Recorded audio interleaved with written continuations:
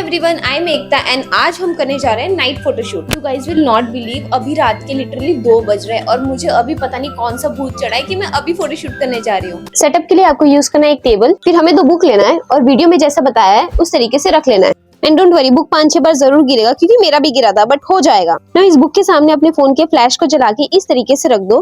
देखो वॉल पे तुम्हें लाइट्स दिख रही होंगी। तुम सब में से बहुत सारे लोग ने मुझे बोला था कि फोटो कैसे क्लिक करना है, फोन को किधर रखना है ये भी बताऊं, तो देख लो मैं वीडियो में दिखा रही हूँ। मोबाइल की सेटिंग में टाइमर होता है, तो टाइमर को लगा दोगे तो तुम खुद भी अपनी फोटो क्लिक कर सकते हो। फ्लैश के जस्ट बाजू में फोन को किसी चीज पे टिका दो एंड जब तुम लाइट ऑफ करोगे ना तो ये कुछ ऐसा दिखेगा।